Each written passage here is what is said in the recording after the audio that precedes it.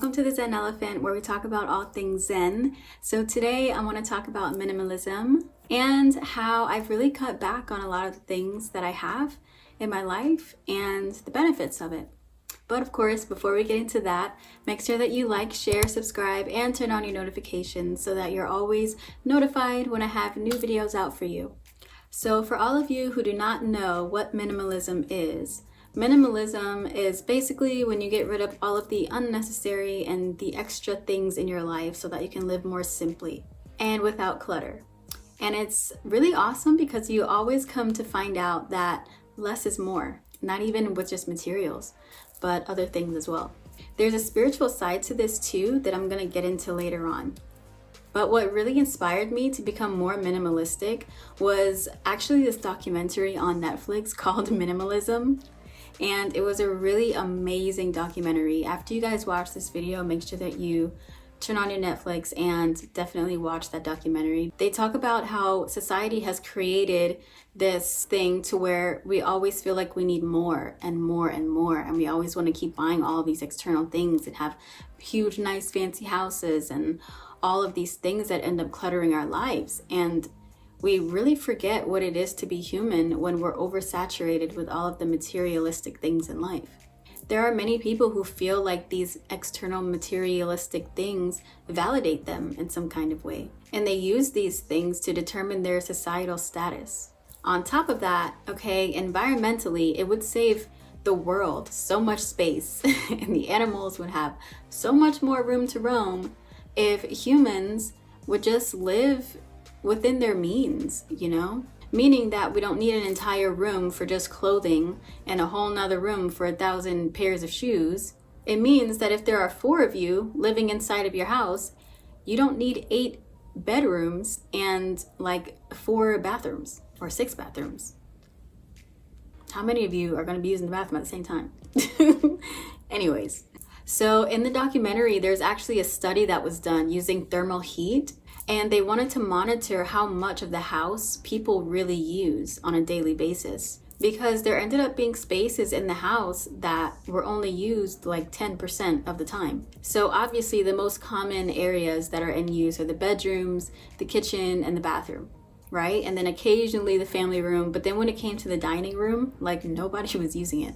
So you have all of this empty space that is just filled with, stuff. I mean, furniture, but furniture for who?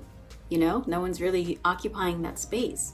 So it really comes down to how much room do we really need to live. And it's also shown that people only wear about 20% of their closet, continuously. So that other 80% of clothing that's sitting in your closet could actually go to someone who actually needs clothes. And I noticed that when it comes to humans, when they see an empty room, they just want to fill it up with as much things as they can. So, it really makes you think, why do we feel like we need so much space to live? Why do we feel like we need so much clothes or so many shoes and so much jewelry and whatever it is that we end up collecting? I don't know, thousands of hats. And it's funny because I think we all know a few people who like to buy, 2 of everything, or they end up making an excuse, right? So just for an example, let's use a vacuum cleaner. Some people would have one vacuum for upstairs and a vacuum for downstairs, a broom for upstairs, a broom for downstairs. Or the bulk shoppers who buy, 10 of everything from Sam's Club, or having the most absurd amount of dishes in the house. If there are 4 of you living in the house and they've got 30 plates, 30 bowls, 30 cups, what is going on here? Were you throwing a party every day? Come on, you guys.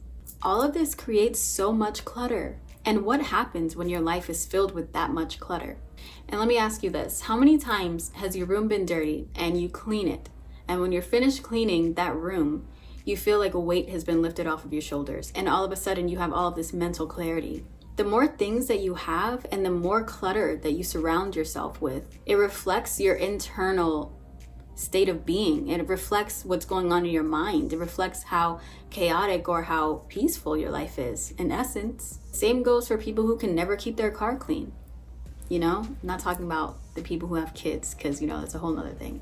You can tell that some part of their life is extremely chaotic. So after I watched that documentary, I gave away 80% of my clothes. and I kept the 20%. And even now, if I do get more clothes, I'll make sure to give something away. So I always try to keep it at that same amount that I have in my closet. And it felt like such a huge weight lifted off of my shoulders just to have so much space. And I ended up filling about 6 giant black garbage bags of clothes and shoes and everything that I just was not using. I even gave away or threw away, depending on what it was, you know, certain things that I wanted to keep, but I had no intentions on using it whatsoever. And I feel like that's another thing too. Sometimes we just like to see things that we like in our room, you know, or our closets with no intention on actually wearing it. And it's funny because I actually had this pair of heels that I was holding on to for so long that hurt my feet so bad, and I only wore it once, but I didn't want to give it away because I just like the thought of having them. And it's those things, you know, give it away. But everyone has their own version of minimalism, right? So you have the people who can fit everything that they own inside of a backpack and be perfectly fine. They'll have like 5 shirts and, you know, 4 pairs of pants and, you know, 2 pairs of socks, the shoes on their feet, a jacket, their toothbrush, laptop, phone, and they're good. They're completely happy and content. And then we start to see minimalistic living with the tiny homes, you know, people just condensing their entire living space all together. And tiny homes are actually super cool. I actually went to this tiny house festival in St. Pete. I think it was last year, I believe. And it was pretty cool. There are definitely a few tiny homes that I could see myself living in, for sure. Another thing that we have to really think about too is that sometimes people hold on to all of this clutter and they just want to keep buying and consuming and just having all of these external things because they're missing something inside and they do not feel whole. They don't feel whole within themselves, so they try to validate themselves and fill that hole with all of these external things. So I think it would benefit everyone, you know, to just get rid of the clutter that you have. And really sit with yourself. Figure out why you keep trying to make yourself whole with all of these external things. You need to heal yourself and make yourself whole again without the need for external validation. And that goes for, it could be human beings. Some people just like to feel validated by another human being. So I want all of you to watch that documentary on minimalism on Netflix. And after you watch it, drop a comment in the comment section and let me know how you guys enjoyed it. I'm probably gonna watch it again. I like to watch that every once in a while just to keep my mind fresh and just to keep in mind why I'm doing what I'm doing, if you will. And I want all of you to remember that happiness, fulfillment, and wholeness comes from yourself. No one else, nothing else, you. Okay? So I'm gonna end it with that today. And I am offering distant Reiki sessions, and I'll leave the link below if you guys want some healing. And I will be back, of course, with another video. And I love you guys. Stay safe, and I will see you next time.